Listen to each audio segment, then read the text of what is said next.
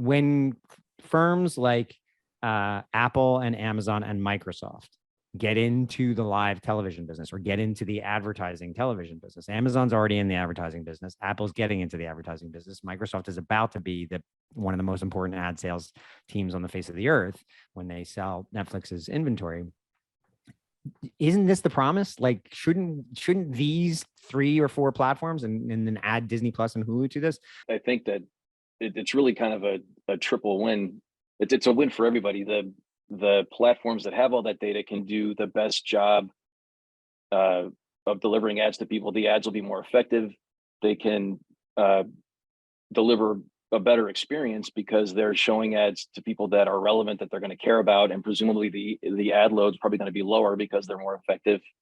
And then the really interesting part is that the viewers actually prefer this. So in one question, we asked people, how do you feel about companies gathering your private information about you, about your background, about your behavior online? The tolerance for that is low until you say, what if, would you be willing to let companies gather information? And we ask about a whole list of things from their demographics to their online behavior to what shows they watch, in order to give you an ad experience where you're seeing fewer ads or you're seeing ads that are more relevant to you.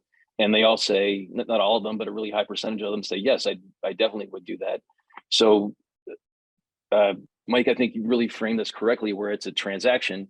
And as long as both ends of the transaction are set up in a way that people feel like they're getting a good value for their time or for their money, and better yet, give them a choice of which one of those two things they want to spend, that's kind of the best of all worlds. It's better for the advertisers, it's better for the providers, and it's better for the people that are using them. Does this lead to the inevitability of some kind of permission-based marketing? Meaning, like, when you decide that you're going to watch a channel, we're going to ask you a series of questions to personalize your experience, but the trade-off is you're going to give us data. I think that's fair. To the point of trade-offs, as you were talking about too, John, it is a value exchange. It's upfront selling.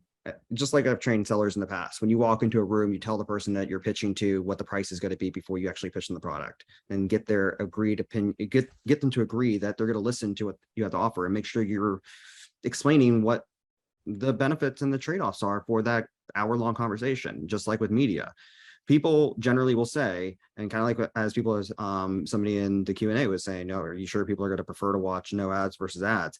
If you just say, hey, would you like an ad free or an ads experience? Someone's going to simply say, I want ad free.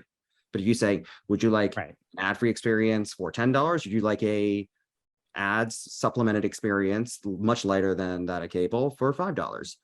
To the point where research shows people are willing to say they'll take $5. And that's been the case for years. We just have to continue asking the question. It's a matter of asking the right question, not just asking the question, but asking the right one. One thing that leaves out is that I think all of these companies should have offered ad supported or ad free tiers from the beginning, because without that, there's some proportion of the population that either isn't watching you or they are watching you, but they're making a compromise. They're watching in something that is not the exact way they would like to do it. And if people have learned anything since the internet came out, is that they really don't have any need to compromise anymore. There's always somebody out there that's going to do it exactly the way that I want it.